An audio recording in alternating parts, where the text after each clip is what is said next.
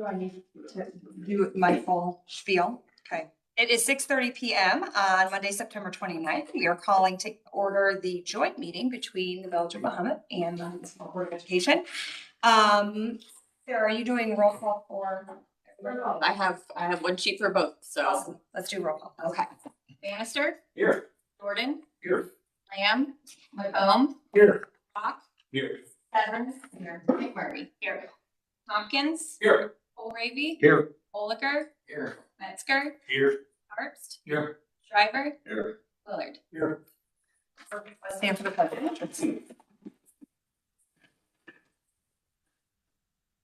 I pledge allegiance to the flag Of the United States of America and to the republic which stands one nation under God, indivisible, with liberty and justice for all. Thank you. You have all had an opportunity to look at the agenda. Can I have a motion to approve the agenda as presented? I think this can be from either group, right? So moved. Thank you. Can I have a second? Second. Thank you. This is a voice vote. All those in favor of approving the agenda as it stands, say aye. Aye. Those opposed? Agenda is approved. Do we have public comment, Sarah? Nope. Okay, well, welcome. Welcome. How are you? I'm well, thank you. Wonderful. So we are excited to have our two boards together again. Mr. Tompkins and I decided it might be helpful to have the school board members introduce themselves and then have the village board members introduce themselves. And then we can kind of go ahead and get started. So Becky, would you start and we'll do the school board members around the table? Or do we want to do? I think we can just go at once. All right, let's just all go at once. Tell us if So you're I'm- school board or village. I'm Becky Severance. I'm a member of the Mahomet-Seymour School Board. Yeah. Bruce Colravy, I'm with the village board since 2011. Jordan Rock, school board 2023 and 2023 as well, right, Becky? Jeff Bannister, I'm on the school board, 2023. Bill Oliver with the village board, I've with the village board in 8 years. It's been longer than that. I know. It's 2000. Going on 11 years or 12 years. Patrick Brown, village administrator, been involved since 2007. Jason Tompkins, village president, was on the board 3 years prior to that. I'm Sunny McMurray. I have been on the board since 21. If you were 23. 21. 21. Kenny Lee, I serve as a superintendent since July 1st of 22. Max McComb, been on the Board of Ed since 2005, I think. Brian Metzger, I've been doing between planning and zoning and the board 26 years. Kyle Jordan, school board, was also elected with this group over here in 2023. Andy Harps, village trustee. I've been on the board since 2011. Bill Shriver. I'm the newest on the village board, elected this year. Graduate of Mahomet-Seymour High School in 1996. I've got 3 kids in the district, so good to be here. Toby Willard, trustee for the village, and I am second newest. Since 45 here early in the year. Welcome. We are not going to spend much time talking. We're just going to jump into opportunities and opportunities that we have for our two boards to work together. One of the things that we hear often is how much our community wants the school to be talking with the village and how much our community wants the village to be talking with the schools. And so this is our opportunity to do that. And I'd like to make a couple other just quick introductions. One of the main topic we're talking about tonight is economic development for the village. It's obviously something that we're hyper focused on. I would like to officially introduce our economic development specialist, Austin Shuffleberger, who just is 2 weeks into the job. Welcome, Austin. Fresh to Illinois from the great state of Alabama. And so we're very excited that he's on board. And I just also want to comment on Dr. Lee. It's going to be positive. So. No, I was gonna kind of enjoy this. Based on the glare I got from you, I'm gonna give you that over the glasses. As many of you may know, in just a couple of days here, we are going to have an official new chief of police for our community after Chief Metzler has been serving us for 14 years. But Dr. Lee, part of representing the school district in the interview of our new police chief. And I really do appreciate all the work that you gave into that. It was, we robbed people of some very valuable personal time during the summer, but Dr. Lee, despite maybe some offhand comments, I think enjoyed the process. I was very appreciative of that, so thank you very much. My pleasure. All right, are we starting with the village I think update? we are starting. Okay. Obviously, the first slide just kind of say, set the dates of our meetings. So we've met before February of 2024, quite a few times. But last year, we decided we want to do a quarterly meeting and talk about different topics. Obviously, the first one was growth, and all these slides are on the village website and the school website still.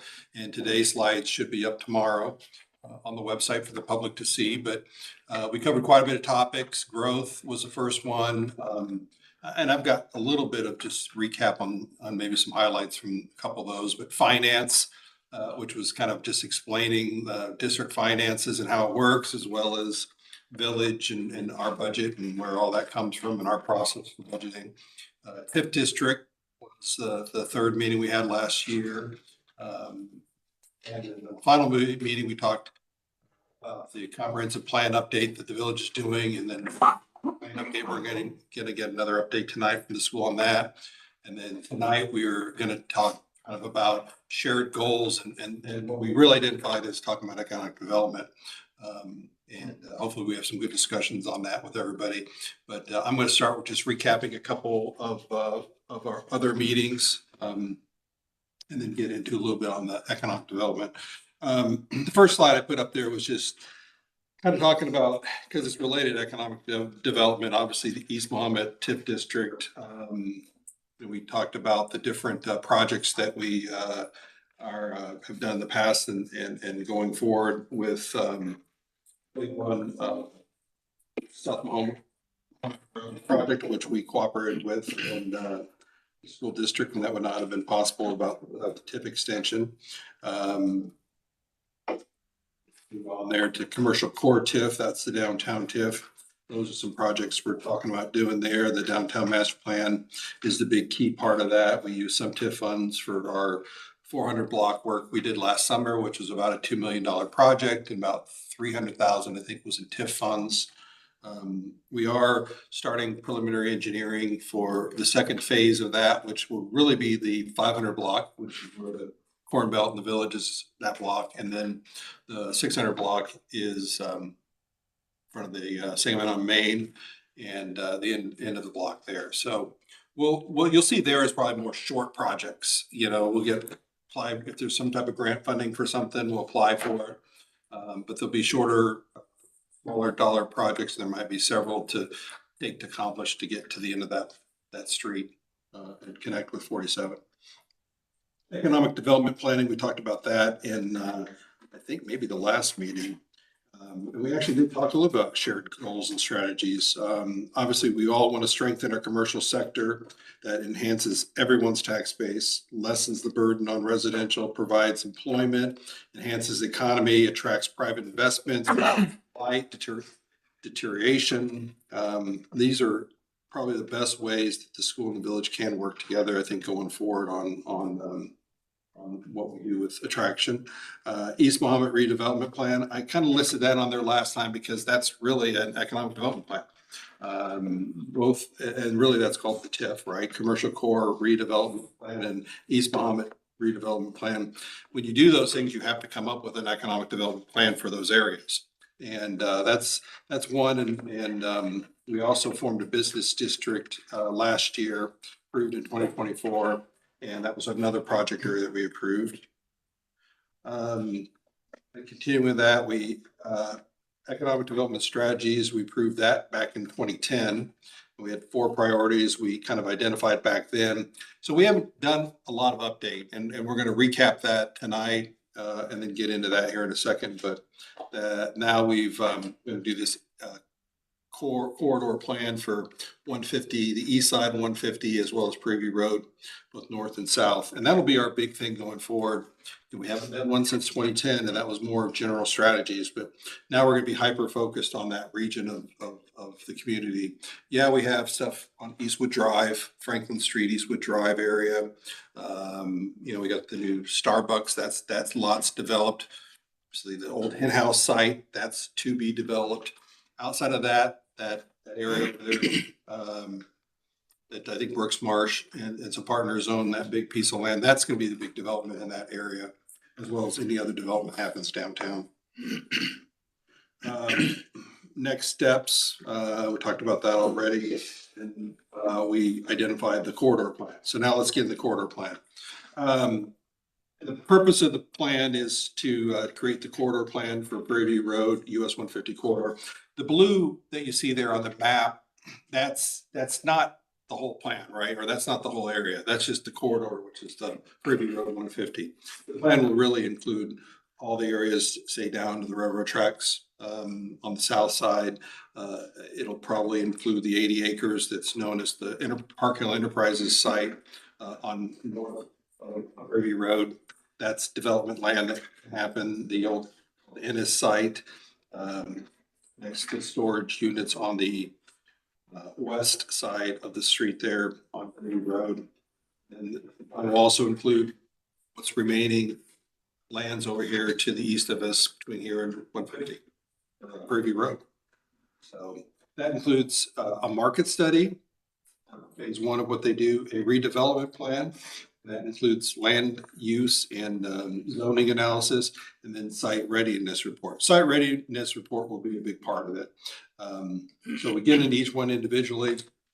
The market study, we're using Moran Economic Development. They do a lot of work statewide in this area. They'll perform the market study first, and that will inform the redevelopment plan area and the site readiness analysis. You have to do the first thing first, which is the market study. The market study includes, but not limited to, defining the market area, existing supply and local market trends, demographics and socioeconomic characteristics, workforce and employment analysis, consumer behavior and trends, opportunity analysis, and housing analysis. Most of you don't know this, but when we did the commercial core TIF, we had to do housing analysis. So that's a big part of most economic development plans, actually. Prairie Road continued their redevelopment plan is the second part of it. And that includes visioning and goal setting, scenario modeling, redevelopment potential, and then like a roadmap for the future. And then finally, the site readiness report. You think, oh, well, we can get this, we can get that. We're not ready for a lot of stuff. But water and sewer, we have to Prairie Road south a little bit. But, what if we want to develop along the railroad tracks? And, Austin and I had a meeting with Norfolk Southern last week about the railroad track properties along there. To get on their, how do we get on their approved list of possible sites? Because they get inquiries all the time. The East Mahomet Interceptor Sewer, which we extended as part of the TIP project on the school site. That's really, really deep where it ends at the end of your property here to the south along the tracks. Continue that on east will be very, very costly. So that may be a hindrance at some point for some development along the railroad tracks, but that's something that we have to understand. And that's part of the thing that the market study analysis will probably come up with. So. How long do these usually take? Like how long? This will be, it's actually on the last bullet point. Yes. Keep going. About 8 months. We started in, so it won't really be done until toward the end of April. So that's okay. You can ask whatever question you want. Thank you. So the goals for the Village of Mahomet, expansion of economic opportunities, attraction and retention of high quality jobs, creation of a variety of, including but not limited to office, commercial, mixed use, light industrial. In our 2010 plan, we identified light industrial. Notice we're not saying heavy smokestacks, right? That's something that we kind of identified back there that the community, we didn't think wanted heavy smokestacks, as we'll call it. Distribution centers are not heavy smokestacks. type of industry, heavy industrial. So those are all types of possibilities. I know people always say AI centers. Oh, I can't tell you right now if we have power and Ameren utilities to supply a AI center. I don't think we do. I'm pretty sure we don't, but that's one of the things that this analysis will do and understand. I was at a TIF conference 2 weeks ago and Ameren was there and ComEd was there and Constellation was there. And the big recurring theme they kept saying in their presentation was it takes years and years and years to have that infrastructure in place to get some things that are high power usage. But that's a big part of AI centers. So the resulting plan will provide village staff and community leaders, our board and other leaders with the blueprint for implementation. So, and that takes about 8 months and we started beginning of September, sometime around the end of April, we're expecting that to be done. Second topic we were going to talk about too, our board has not had a strategic plan process for the board in quite a few years, actually. So it's time, it's well overdue, and really we should be doing these every 3 to 4 years. So we're going to begin that process here in October, and we are start the process with staff, kind of setting some department goals. And that'll be given in part of the board discussion on the board setting goals. And then also we do some community input on that. And we're reaching out to some people in the community to take part, maybe in a couple options to talk about that too. So I have a strategic plan for our board, be vision statement. We haven't updated that again in quite a few years. Mission statement, values for the organization, and then they'll develop achievable goals and objectives the village organization and departments can successfully achieve over the next 4 years. Probably about 4 or 5 goals. That's the last time we did it was about 3 goals. Now there's sub goals underneath those goals, but you guys have been through these processes before. I kind of covered this a little bit, but focus group meetings with the public here to begin with. Departments, what we want to accomplish within our department for the next four years. And then the board, they'll do team building exercise. They'll review the community stakeholder input, review department goals, develop a vision statement, develop a mission statement, develop organizational values, goals and objective setting process. They'll do that over 2 nights, about 3 hours each session. And from that, they'll have implementation and strategy. So, and then a couple of things to segue into the schools part of the presentation. This was one that we just thought was kind of, we wanted to highlight a little bit. Housing permits by year, I've got the update. So in 2023, we had 42. These are permits again. The peak, I think you guys are probably surprised to learn, most people are surprised to learn that our peak was back in 2004 when we had 103. That's why I wear glasses. 103, 86, 85. You know, that was the peaks. Now, then we quieted out for quite a few years in terms of new housing permits. It kind of grew again in 2015, 2016. I think we kind of feel that when it was growing back there in those 2 years. And then it fell off. And then in 22, we got as high as 92. Well, 23, we had 42 new housing permits. And in 2024, we had 55. I think we're probably on track around that 50 range again for this year, I think. Buildable lots, that's something that, what that means is these are lots that are, when the subdivision is done being built out, meaning the infrastructure wise, and then they platted the lots. So in each year, this is what the platted lots that came onto the inventory for available lots at Mahomet. And you saw the spikes again, 2014, 139 lots, 2016, 151 lots, 0 in 2017. That's kind of hard to believe.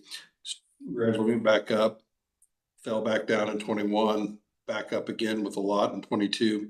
We had 14 in 2023, and in 2024 we had 2. So, but we are going to have lots. We just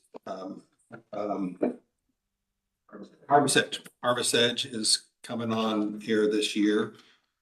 I think outside of Harvest Edge, I don't think we'll have anything else. Prairie Side has a little bit coming on. Where's Harvester? Southwest. And then what was the other one? Off of South Palm Road. Just out of the common. Patrick, it'd be interesting to see a population growth in conjunction with the residential housing permits by year. And, well, I don't know if we did it by year, but in the growth slides that are still on the website, I think we kind of covered those population growths. Did I cover one? I left it out of here, but I think one from the school district. It's a pretty consistent average over the last 45 years, about a 5% per year on average. There's some spikes, obviously. Yeah, every decade, we grew by 50% growth, except 2010 to 2020. That was, I think, in the 20-something% growth. But Illinois stopped growing, right? Sure. And we're one of the, several areas grew, but we're one of the only areas, and Champaign County is one of the only counties that grew in Illinois consistently. So Mahomet's grown, but Champaign, Urbana, and Mahomet has grown significantly as well, just like we have. I think we grew at a little higher rate, but they've grown quite a bit too. Well, that would have been University 20%. was, what? That would have been 20% and a bigger number too, so. Yeah, on a bigger number. Yeah, Champaign County is definitely growing. But if we're gonna try to do a special census. I think our last census was, let's just call it 9,400, under that, 93 something, but 9,400 or so in 2020. And our special census today would probably be, I'm guessing, conservative 10.2, but probably 10.4. We talked about this at the growth one last time, a couple of meetings ago. You know, everything's growing, but the village is growing more than unincorporated now because we're controlling the growth. Those, you know, when I moved in 2000, around 2001, it was half in the village and half out of the village. That was 20 plus years ago. Drastically changed years later because any new subdivisions are in the village, whereas before there were new subdivisions that were unincorporated. And lots of housing in rural areas of the community that were several lot subdivisions and big acres and this and that, and sections of county roads that just house, and sometimes two in those areas. And that's kind of stopped somewhat, flowed way down. So any new subdivision is really going to be in the village going forward. And or again, we talked about this last time too, it could be outside of Champaign, even in the district. So, but yeah, we're definitely growing, but I also say that, even though we talked about this with the growth, meaning that the Solace and the Middletown Place, two of the newer, larger complexes aren't producing a lot of students, but they are producing population, young professional population, including our new employee who's living in Solace. But those areas weren't in the census. They were, you remember Solace, half of that was up, but it wasn't counted because the census was counted before they opened. So all those numbers, both of these complexes will be in the next census or will be in our special census. And then just naturally with those numbers we showed on permits each year since the last census, when you factor in those numbers and then Solace and Middletown Place, and that's where we get to where we're probably around 10.2 to 10.4, just in those. And if you can do these, if you want, I'll do a couple things from the school on here. Sure. So as we discussed at the meeting that focused on growth, some of the challenges that we have as a school district is that we will continue to see an increase in elementary class size just because as we continue to see, we think we're going to continue to see an increase in elementary students, just not having extra classrooms available. We'll continue to see those go up. We have seen already in certain buildings issues with having dedicated classrooms. So having teachers on carts moving from hour to hour, period to period, in order to make sure that we're utilizing all of the rooms we've already seen.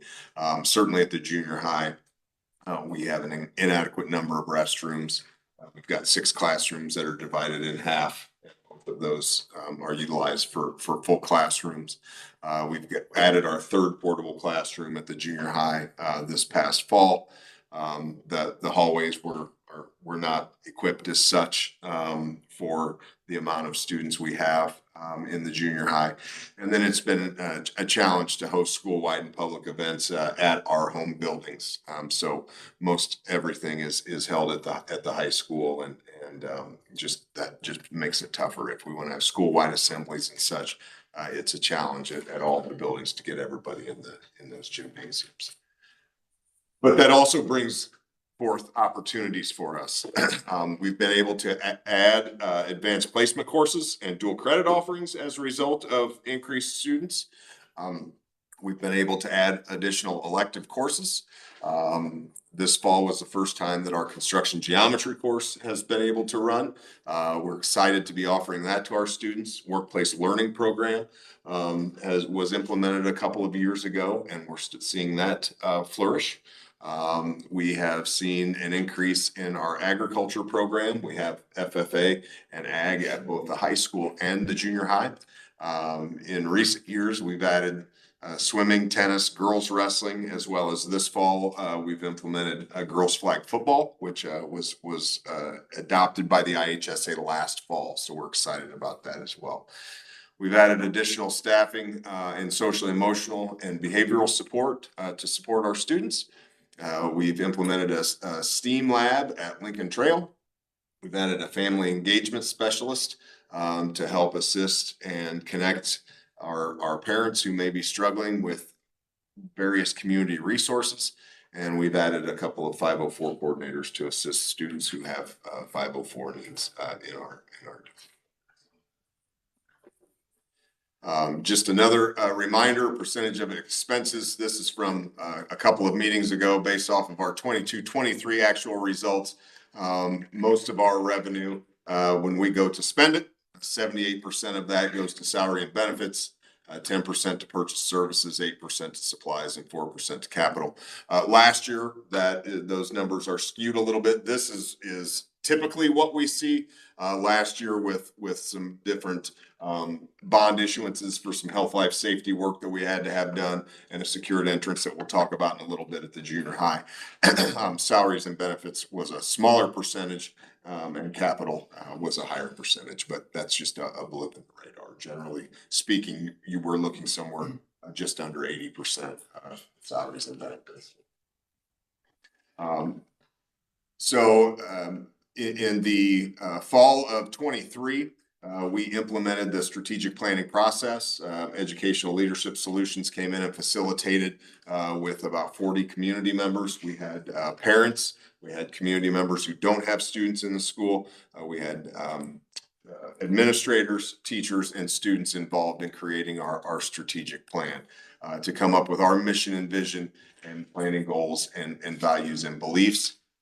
One thing that we feel is important when we go to implement a strategic plan is that we put someone to oversee each one of those goals. Now, certainly we have a lot of help when we're working through the activities with those goals, but just feel that it's important that we have an accountability piece to that. More often than not, you'll see organizations that go through the strategic planning process. They put it into a 3-ring binder, say, we've got a strategic plan, and then it goes on a shelf and just collects dust. So we wanted to make sure then, and our Board of Education supported this entire process, that ours is a living, breathing document, and we have implemented that as well as have some accountability measures in place for that. Our Goal 1 Academics and Achievement is overseen by Dr. Megan Bagby. And then I oversee goals 2, 3, 4, and 5. And then goal 6, technology, is our Director of Technology, Mr. Kyle Williams, and Dr. Megan Bagby assists with that as well. Our goal 1, academics and achievement, our areas of focus this year. We had a lot of staff members and administrators last year go through a review process to bring forth to the Board of Education that we adopt CKLA as our literacy curriculum.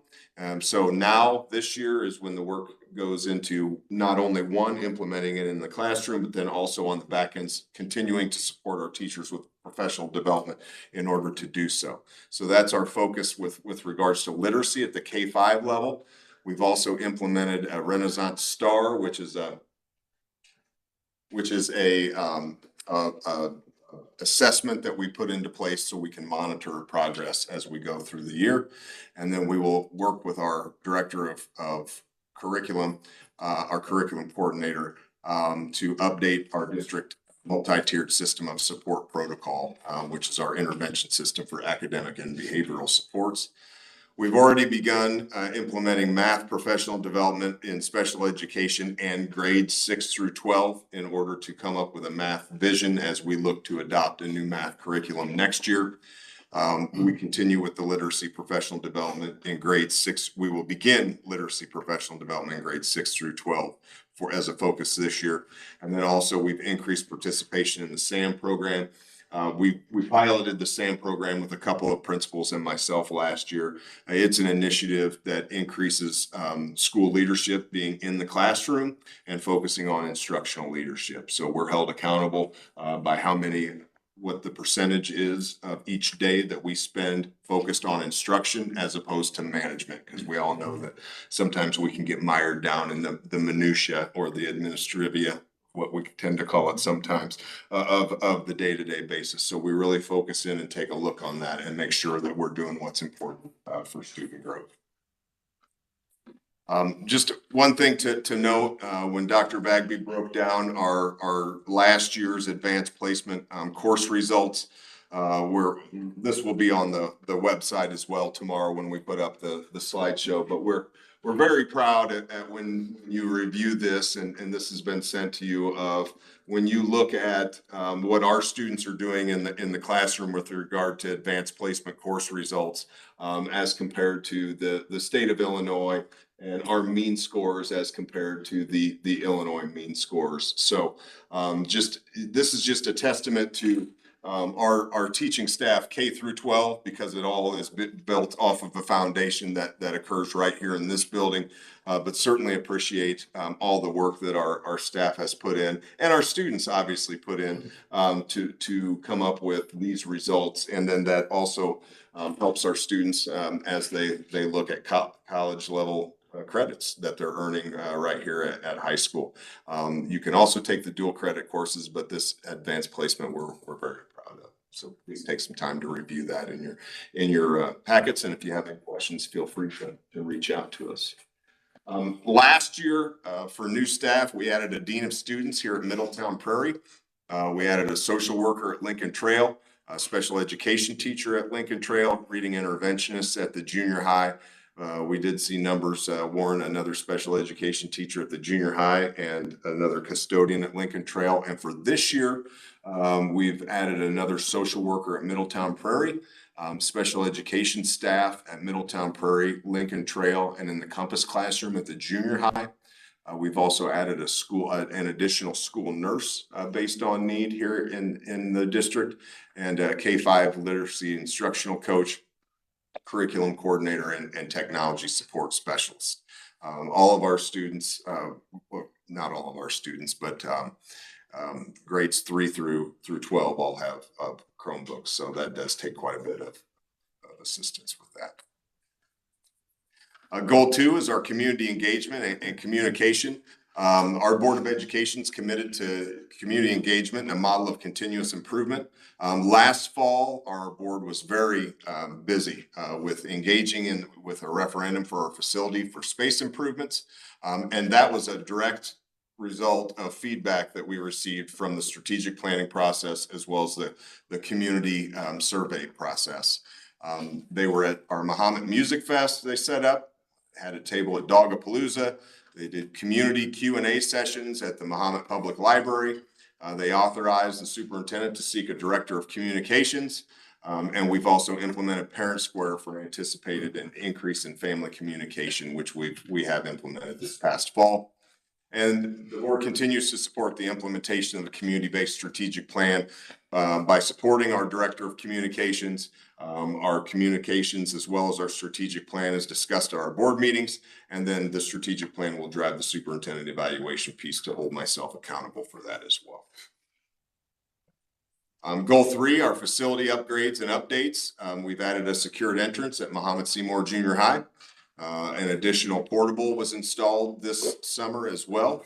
In conjunction with the PTO as well as our foundation, we've upgraded the playgrounds at both MP, Middletown Prairie and Lincoln Trail. And then we performed asphalt work at various schools. Last spring, we did issue $4.8 million worth of health life safety bonds. The lion's share of that money was spent this summer on fire panels and controls at Lincoln Trail, the junior high and the high school, HVAC controls at Lincoln Trail, roof work at Lincoln Trail and the high school, exterior bleachers at the soccer field at the junior high school facility. We will have new visitor bleachers at the high school football field in the coming future. And then also secured fencing around the playground at Lincoln Trail Elementary as well. Enrollment, we talked about population. We have seen our enrollment grow since 2011. You can see though that between 2024 and 2025, we have seen a small dip. What's interesting about that is a couple of things. And again, we have no empirical data at this point, but I'd like to see what happens when we go out with the years on that. But when you look at that small decrease, we did see an increase in enrollment at Lincoln Trail Elementary, Mahomet-Seymour Junior High, and Mahomet-Seymour High School, but we saw mainly a smaller kindergarten class here. So what I found interesting about it is that 2 Fridays ago on the 19th, on the 19th, so last Friday, a week ago Friday, I was at a meeting with 25 other superintendents and I said, hey, has anybody, I've been hearing that birth rates have been decreasing. Has anybody else seen a small kindergarten class? And all 25 had shook their head yes in that meeting. And one in particular is a friend of mine at a community similar to Mahomet's, just outside of Springfield, and said we were just talking about that in my small group. So it appears that a lot of kindergarten classes of this year are smaller. So we could say that's attributed to birth rates. You could say it's attributed to possibly people holding students out until another year. I don't know. It'll be interesting to see what our numbers look like next fall, though, for sure. Our goal 4 is our finance goal. We're currently in solid financial footing. We have seen consistent EAV growth resulting in increased property tax revenue. We are tier 1 status, which is you can be rated on a tier 1, 2, 3, or 4 in the evidence-based funding model in the state of Illinois. And tier 1 brings you the most amount of money because they say that you're not as adequately funded as other districts. So we continue to see an increase of state funding as well as local funding. And then we've also just recently, with regard to finance, replaced our chief school business official. Ms. Smith went to a different district in the middle of August, and we have Dr. Chris Kaler will be starting with us on Wednesday. So we're excited to welcome him to the team as well. When we talked about EAV and obviously that's our assessed valuation of properties within our school district, we've seen an annual average increase from 91 to 2024 of just over 6%. Commercial properties as a portion of overall EAV has historically been steady at around 6 to 7%. We have seen an increase in our EAV from over the last 3 years. So with our last levy, that was an increase of 11%. So as the value of our properties go up, that does bring in more revenue as long as we do keep the tax rate the same. So with regard to that, and I understand that means that people's tax bills go up with that. I completely understand that, but you've seen the staffing that we've had to add as a result of additional students that are in here or students that may have different needs, as well as our buildings. So that we're not just sitting on that money. You can see that we've been investing that in there. The other thing I think that we need to just be blunt about is that oftentimes some community members will tell me, well, you know, your EAV, if it's going up 8% or 10%, well, then certainly you should be able to pay for a brand new school, and we shouldn't have to raise taxes with that. And my response to that has been, if you got a 10% raise at the Macomb household, you know, you couldn't just go pay cash for a brand new house, right? So I mean, we've seen the cost of everything go up. You guys see it at the grocery store. The cost of buses have doubled in the last couple of years. So you know, that money is being utilized for operating expenses with that. Our historical EAV has done quite well over the years, and much of that is because of an increase in property values, but then also obviously there's just a lot more development, commercial as well as housing in the district. We did implement several years ago the county schools facility sales tax that was approved in Champaign County in 2009. Rising to over $3 million for the schools since 2022. We've not passed along expenses for certain facilities projects to our taxpayers due to the availability of this funding source, including the construction of Middletown Prairie as well as the addition right here at Middletown Prairie.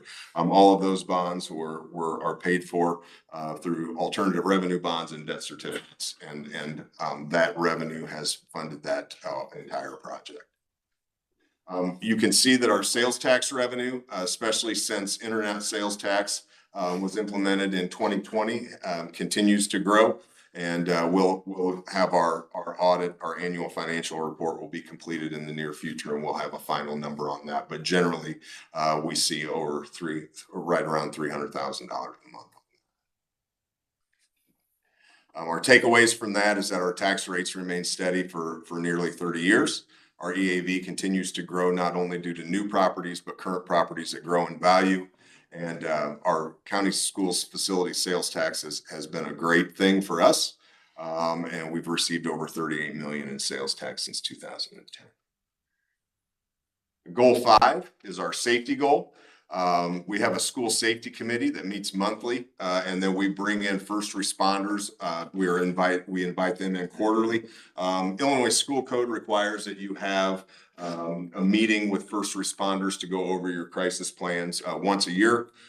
We meet quarterly with ours, and we're pleased that our chief of police and fire chief, as well as our school resource officer that we have in partnership with the village, are willing to come in and spend time with us and let us bounce things off of them.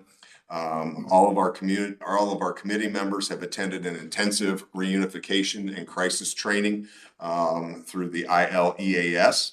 As a result of this, our reunification procedures have been reviewed and bolstered, with 3 of our schools improving their reunification site and moving that. And we continue to focus on ways to evaluate our practices and procedures. And again, these are things that we also report back to our Board of Education and make sure that we're holding ourselves accountable on all these different goals. Goal 6 is our technology goal. We are in the process of establishing a committee to work on internal protocols for our artificial intelligence. Our Board of Education last year supported the implementation of a cybersecurity protection and monitoring proposal that was brought to them by our technology department. Our year 2 teacher and staff laptop upfresh occurred at the junior high, and we've upgraded as a result of, in conjunction with Goal 5, we've upgraded our camera servers to support increased cameras across the district to make sure that if we continue to want to add additional security cameras, that we have the capacity to do so. If anybody would ever like a tour of our buildings, in any of the buildings, or to come in and talk about anything that we've talked about tonight, strategic planning or tax bill or anything, please feel free to give me a call or reach out, and I'll be more than happy to make time to do so. Questions? I've got one. Patrick, you figure the village of Mahomet population is around 10,000. Is there any idea what the greater population of our entire school district is? I still think the estimates on that are probably 16. 15.5 to 16 probably. It doesn't, again, it's not grown as much. Yeah. The township unincorporated actually lost some population because we annexed some stuff. So the community didn't lose population, it just went from unincorporated to incorporated. That was before the last census, but yeah. So those market studies just focused on the village boundaries and the population within, or The market study for the east, for the economic development plan would be the whole area. the whole area? Yeah, it'll be like a 7-minute drive. You know, it'll be beyond. It's a radius. Yeah, Gotcha. drive time, 7-minute drive time, I think. And then when we do the leakage report, and if somebody ever wants to see a leakage report, just ask me, I'll send it to them. For where our retail leakage gap and our gap is, it's, you know, that usually takes into account. I think when we do the leakage report, we make it pretty much probably to around the other side of Pine Tree, which is in terms of miles from, say, the not the center point, but the point that we take it from is pretty much right at the old hen house site. As we go out, I think 5 miles, so something like that. So that would be on the other side of Pine Tree, when you think about that distance. And then to the north would be near Shiloh Church or near the dip, I think. And a big circle around that. That's what our leakage report's based on. Presented down on that in the past, maybe at a chamber luncheon. Yeah. Yeah, I remember seeing that. That's a really Drives the point home on why you want to continue to, obviously from our standpoint, to continue the commercial development, because the more we can shore that up. And again, when you think about retail sales, you know, we're talking commercial growth too, that would include buildings that are assessed as a commercial rate and not educating students from those buildings, right? Not like a house. But retail sales is not going to make a difference probably for the school district. Unless it's, well, it would somewhat, right? But because the leakage where we're spending our money, we're spending it in some Bloomington, we're spending Champaign and Manna mostly, and you're still getting your sales tax dollars. We're not. So for the village, you know, we have to pay for more staff or more police officers or more, everything costs us more money. So, you know, we're certainly targeting retail sales in addition to, you know, dollar buildings that would pay good property taxes. But yeah, we'd like to keep the money in the community. Possible. It does help the commercial portion of the EAV, obviously. It's actually kind of interesting. If you go back to the 90s, the commercial portion of the EAV for the school district was always above 7%. And it hasn't been 7% in a decade. So even with all this additional commercial development, residential and the value of the existing residential is growing so high that the commercial is, you know, Austin's got his work cut out for him. Just trying to keep up with that so that the commercial portion stays the same percentage is a lot of work. They're very successful doing that, but that's what's always why surprised me, because we get the stuff from the county, right? And you're looking at this, you're like, oh, we had so much growth, commercial, all these new things. And that's like, you know, maybe a 1% change in the difference between residential and commercial, you know, percentage of how much of the AAV is. And it's like all that, and that's all because of residential assessments and valuation of homes skyrocketed a lot, you know. And so all the gains we make on the commercial side, which we have made a lot of gains in the last 10, 20 years, really, you see the growth in that. Housing just continues to grow and the valuation of this housing. Now, I think we're seeing a little more trend in the commercial valuation is kind of getting looked at and reevaluated right now. And then bringing on more challenges to the valuations. But I think you're seeing a lot of that maybe starting to take an uptick in terms of valuation. So it'll be interesting to see this next tax year, next summer, when we get those final numbers, what that looks like. A 30,000-foot view goal with the increase in commercial development, increasing revenue EAV without hopefully adding students to your situation, that's really, when I look at what we discuss as a board and decisions we make, it's very pivotal to folks like yourself, other taxing bodies such as the library, fire protection district, the example I'll use, and, I don't want to get into a solar debate tonight necessarily, but as you may or may not know, earlier this year, we approved some acreage, we annexed some ground on the northeast side of our village that this plan becomes some solar. I'm not going to quote the exact figures, but, to the village, the impact on that is minimal at most to our bottom line. However, to folks like yourself, it's like a tenfold increase in EAV. So, I think that's where there's no greater example of two bodies working together than things like that. The decisions that we make actually have a greater impact on the school district. So I think we just have to continue to keep our eyes open to those opportunities and keep talking. And if people don't think we're working together, well, that's false. We are working. Patrick, you mentioned the special census. So with the purpose of that being getting to a more accurate number, so when you do those studies, that might help attract some more potential commercial opportunities, or what's the behind that?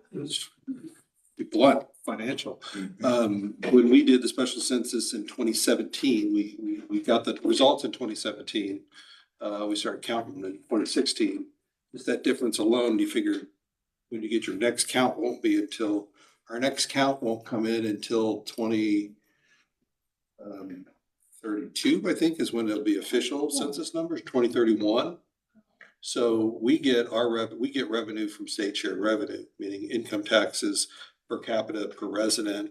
We get money from the state. That used to be 10% of the sales tax, or when it was created, when the income tax was created in Illinois, municipalities got 10% share of that, split up among per capita. Now we're at 6%. The state keeps squeezing out of municipalities and using it for other stuff, but we still get a per capita per resident. We get a number for that. MFT funds per capita per resident. So when we did the special census again in 2017, we had a good 18, 19. We had basically 4 years. No, we had 5 years of higher income from the state. And it cost us roughly $100,000 to do the special census last time. Now it's a lot more. But last time, and we brought in, basically we made $500,000 more over 4 years.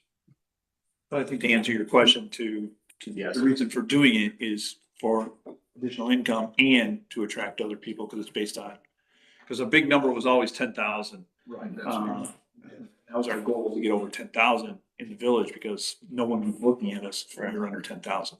Because all they look at is the village, not the entire area. And they're pulling census data to make that determination. Just raw census data, yeah.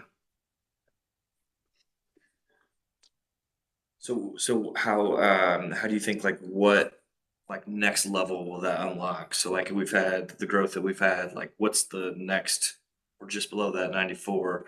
Now if we're at 10.5, what's the next level of opportunity? It will open up opportunities, obviously, but we find Austin to do a lot of research. I mean, obviously daytime population is affecting, what's going to go in the chop house spot? What's going to go in there? Well, I can hear the feedback I'm hearing is we don't have a big lunch crowd,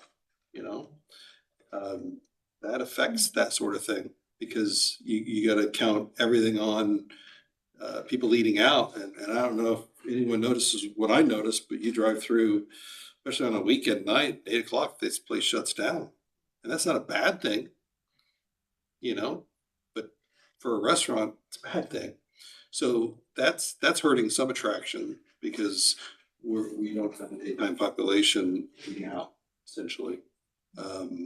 But the more commercial, more people we bring in, as the mayor says, is again, we'd love to bring people in and have them go back sleep somewhere else, right? And not necessarily continue to, I mean, we're all happy with a little slowdown in residential growth. I think we all are on the same page as that, on that page, but daytime population will certainly help us with some attractions. That's a big thing that people look at. I just attended two conferences the week before last. One was a TIF conference, and I don't know. I look at the thing they put up on the screen, and we don't meet the criteria for Starbucks. We don't meet the criteria for a few things, but it's here. You know, I think our income, our income level on Village is way higher than when you include the unincorporated. So the Village of Mahomet average income, household income is at one point was 30,000 over the state average. Unincorporated, the school district, when that's all included, that number shrinks way down. But again, that's one of our problems. People look at the Village and they think Mahomet and they don't think about the unincorporated that increases our population of 15 to 16,000. But they still look at the stats, and the stats usually show what the Village stats are. That helps us with things like Starbucks and other things that look at the community.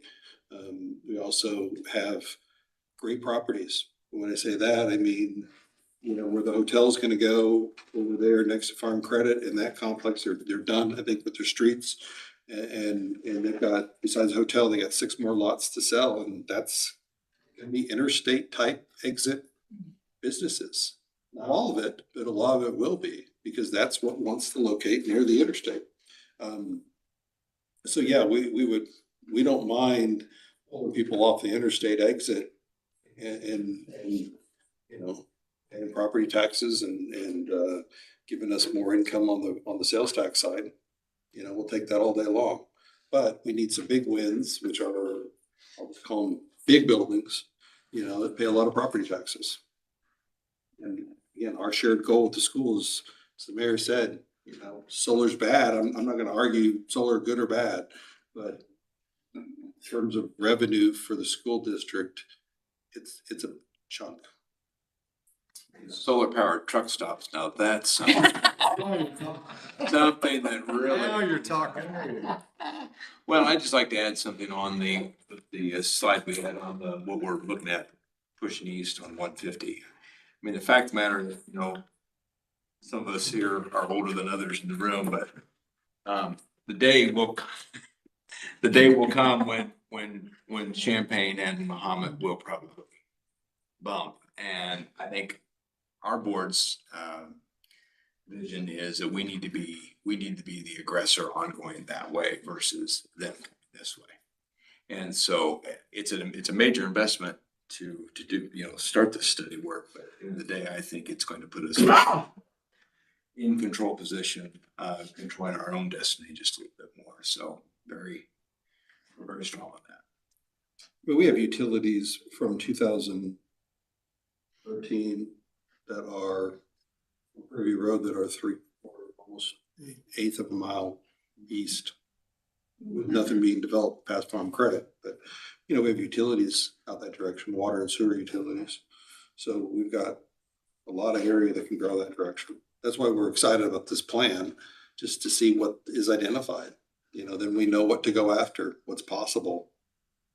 You know, it's not worth going after something that is just, that's what we're talking on the railroad. It's not worth going after something if you can't cut it in that area. So don't try to go after that thing. We have never really, and that's why we have a full-time person now, you know, helping us with this stuff, but we've never really said, let's target this and go after this. We've never really done that. Everything's kind of, I don't want to say fallen into our lap, but they've been things that, yeah, we've been working on a couple things and, you know, that sort of thing, but aggressively saying, you know what, this is something the consultant identified. Let's hire maybe another consultant that has expertise in that area, and let's put a package together and see how we can get such and such to locate here in the village of Mahomet. You know, those are the type of efforts I think you're going to see, and you know, it's going to take us a few months, obviously, to get this figured out. But you know, some of the fast food type of interstate, those are gonna come naturally. So it's, I was always told there's not much you can do about it, you know? We'll be glad to take credit for the Taco Bell. You know, because you can go back and say, what do people always say? And, well, the high school kids said Starbucks to the Chamber of Commerce years ago. You remember that one? Yeah, So no one sounds thinking about about right. Starbucks. Yeah. And then it finally happens. But the Taco Bell, for whatever reason, it's been, and a hotel, of course, but Taco Bell has been on a list for Long time. long time. So. And I think we're trying to promote smart growth. I mean, you hear that term thrown around a bit, but smart growth. And I think that's why you're seeing we now have a dedicated person. Some of us in this room are in sales on our normal job, and you constantly have to be working a sale in order to make it happen. It doesn't just happen. And I think what we want to, I agree with what Patrick's saying, is we want to position ourselves with the type of growth we actually want, not maybe just what comes along. I jokingly referenced the truck stop, the travel center. Due respect with everyone in the room, from a revenue standpoint, we all would have greatly benefited from it. I mean, not personally, but our organizations that we represent would have greatly benefited. But, there were some challenges to it as well. And did that represent the type of growth in that particular area where we needed? I think we listened to the community certainly responded, but it's just like you folks passing a referendum. At some point, you have to be open-minded to something to say, now that's something that could really benefit us. And, but you have to make sure. And we're trying to be smart about that. Just trying to, anything that pops up, put it in. So how much control do you actually have? Oh, it's like a puppet master. It's just. So, and what I'm getting at is like, for these like mini shopping centers that are possibly gonna come up, like the Hen House, and I think maybe by County Market, like, do you guys have control over what's gonna go in there? So we obviously have zoning regulations, and we zone those properties. For example, any place that's potentially, can be commercially developed, that's gonna be zoned that way. As far as, pick and choose, you're in, you're out. No, that's not really us now. A good example is, even though I think in the planning and zoning meeting, I think it was said, talking about the vape store. That's where I'm going. The sign's too big. We know the sign's too big. The sign's gonna be swapped out. It's not gonna change what's there. It can't change what's there. We can't zone a smoke shop out of the community. There's First Amendment rights that it's zone commercial, they can put it there. A truly, I'll say the word strip club.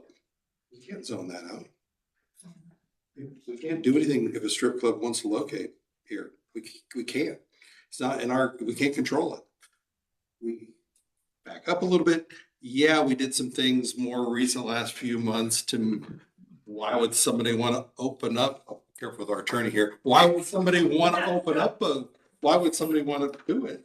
Because we put some regulations in place that may not be the most favorable terms of having a strip. But constitutional and enforceable.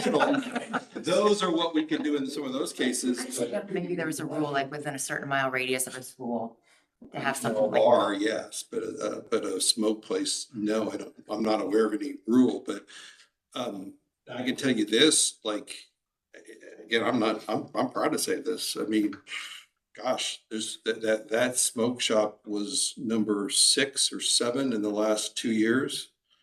And every time they talk to me, they don't open one. And that's because I can't sell that, can't sell that, can't sell that, can't sell that. I mean, this list on this current one, half the thing on their list, I said, you can't sell it there. It's against our ordinance. Can't sell paraphernalia for drugs, pipes and different things for smoking pot. Can't sell any of that stuff. So to answer your question, anything that's within the zoning can go in those buildings, as long as it's within the zoning. So to answer your question, they may ask for,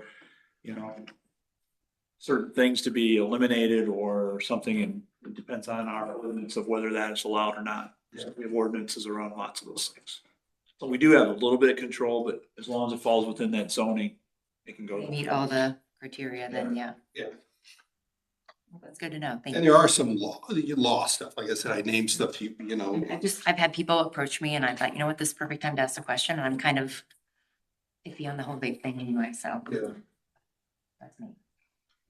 But drives home the point, your point is very good, that zoning is actually a very, very critical part of the whole, very important. And obviously Brian, you know, served on that, and, you know, in my day job, I deal a lot with zoning, and there's a reason for it. You know, it can be frustrating at times, especially if, you know, you're trying to do certain things in certain areas, but at the end of the day, it's kind of a catch safe. Really, is keep things the way you want. Is there anything sold in that smoke shop that couldn't be purchased at a gas station? I think everything they sell in the smoke shop can be in a gas station. Yep. And some of the stuff, Next door. THC products that are legal, which are 0.03 something type of, I don't know what it is, but something like that, they can sell it in there and we live in a state that legalized marijuana. So states probably not now gonna go after some of this synthetic stuff that some of these smoke shops and other things are selling in there that are illegal. We just have some things in our, we did the ordinance to not allow marijuana to be sold in the community and have marijuana shops. Those ordinance includes all the paraphernalia related to that, so they can't sell that. So a normal place has said, no, anytime I give that list, no, we can't make any money doing it. This entity or this business, you know, the person opening the vape shop owns about the Minute Marts all around the country or all around the Midwest and owns the building. So they don't necessarily have the lease overhead that's gonna affect their bottom line. So for them, might as well just stick an employee over there and sell all that stuff in a big quantity, you know, and that's what they're doing. Do you know if the county assessor values a fully occupied building any differently than one that's 2/3 occupied? Yeah, finally has something in there, but now they've Yeah, lost. I that. just- yeah, Dominoes, but, Yeah, right. I Just think wonder what it the net probably- tax effect is. Yeah, I think potentially. it probably affects them a little bit, but not as much. Yeah, not significant, sure. I mean, I hate to bring this up, but I'll bring it up anyways. Just talking about zoning type of stuff. Okay. Look at me. Well, I might have said this last meeting, okay, just talk about zoning. I'll use this example with residentially zoned land, right? We have, and this is my numbers, just a guess, we have enough residentially zoned land to probably at that growth rate, 40 to 50 years, I think I've said that. Of housing at 50 to 100 lots a year. That will keep us going with, so we can't cut that off. Because people have land rights. The difference is if they want something special, right? Then it comes before the board or the planning and zoning where they want a waiver of something, or they want a lot that maybe not our standard lot of 10,000 square foot, right? That's something that our board and the planning and zoning can control.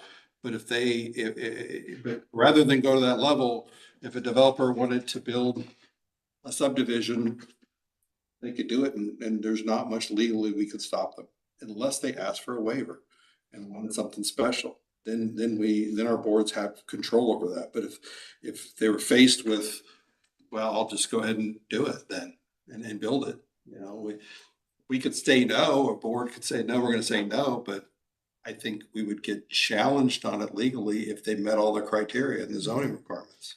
Then we would face probably hard to defend it in court wise. But, you know, that's the same thing with commercial stuff. You know, we do put things in place to try to discourage something. We talked about the club came in. We do what we can.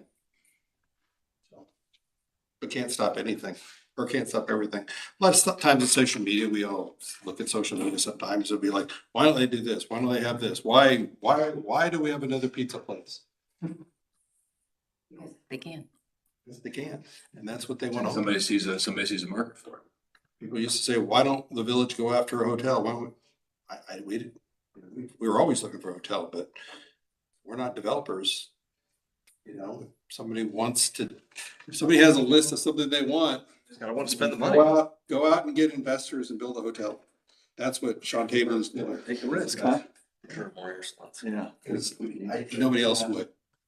But a local person is doing it. Because nobody else has. Raintold can't, I mean, look, Raintold has that big complex there. They can't get another hotel right now. They had an agreement, it's not getting built, and they're trying, and they can't get another hotel right now. And they got the stays, they got the guaranteed nights, the guaranteed stays, because it's so expensive to build a hotel. So we're lucky. We can't get the sports complex. They have that. Any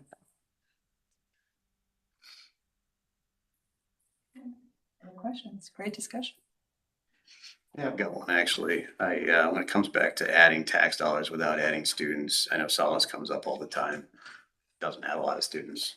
If you look at the national data, they're pretty compelling that big multifamily projects don't add a lot of students. It's just kind of pretty well documented at this point. The national data suggests that the housing units that add the most students per housing unit are generally single family rentals. That would include townhomes and duplexes. Own single family, which obviously is always going to be most of our housing stock, adds a fair number of students too. I was just wondering if the district has data on where students are coming from, like what subdivisions, what developments. Because it would be helpful from a planning perspective to have not just that national data, but local data too. And, we don't, as a board, the village board don't have that information, but I don't know if the school district has compiled that or not. Sure. So the easiest way for us to, and we've looked at it before in a joint meeting, is that the easiest way for us to look at that is to get into our transportation software. Now, certainly those are only students that are enrolled.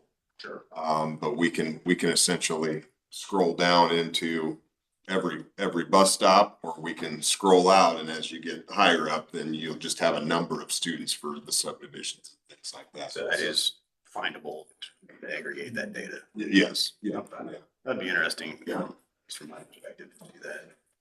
What we've looked at, And not necessarily by, and I don't want to put words in your mouth, but maybe not necessarily by subdivision, but by type of building, right? I mean, I'm talking R3, R2, or R1. Clarification that the age of the housing matters. Obviously, a house built 5 years ago probably has a lot more students than one built 50 years ago, unless it's turned over.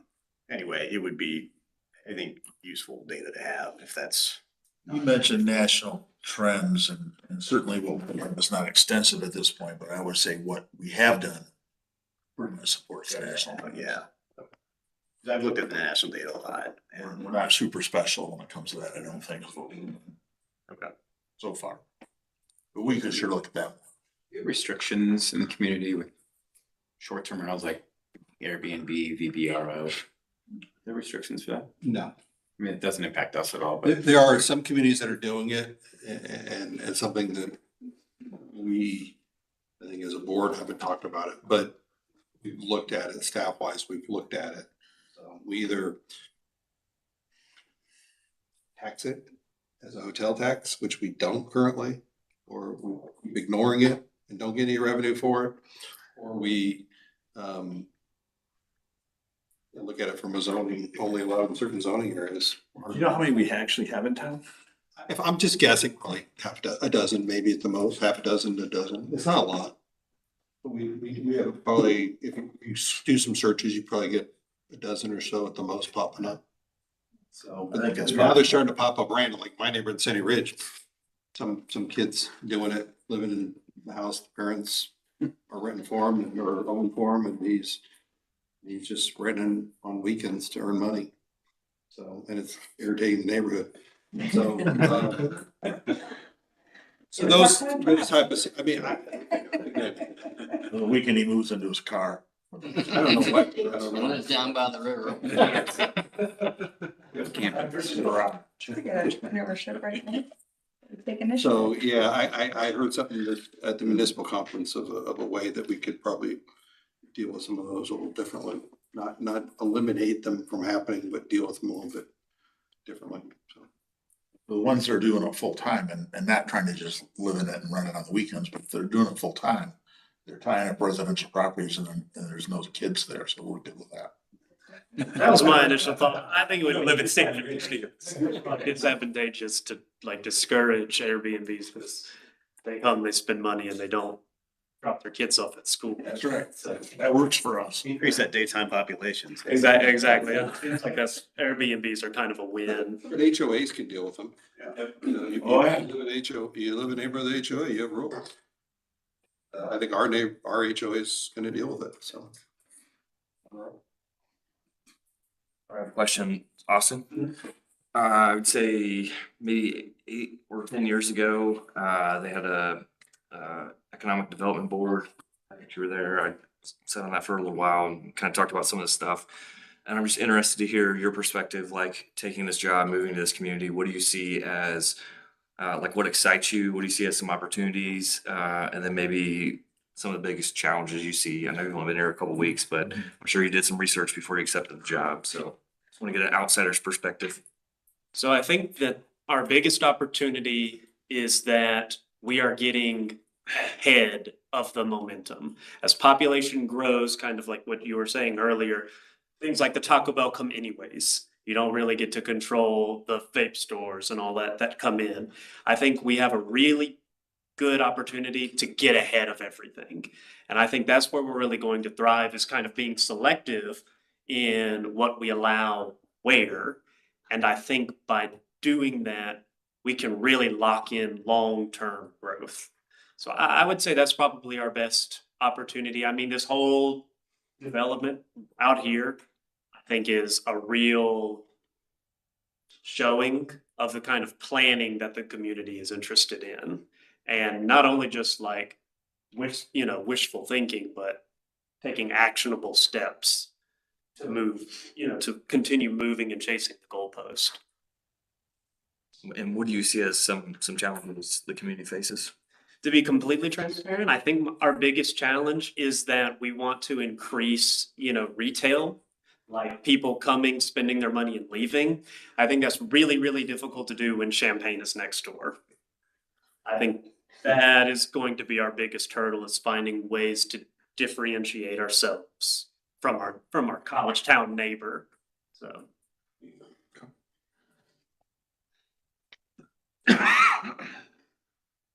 Thank you. Great conversations. Any other questions? Okay. Well, thank you, everybody. Yes. This has been helpful and thought-provoking and informative. I know any of us around the table would be happy to answer questions for people in our community if they have questions. Reach out if you have any questions that you want to pass along to us. Reach out. With that being said, I need a motion to adjourn. So moved. Thank you. Can I have a second? Second. Thank you. A voice vote, so all those in favor of adjourning, say aye. All those opposed? Okay. Our meeting is adjourned. Thank you for our friends from the village. I gotta see it. Yes. He was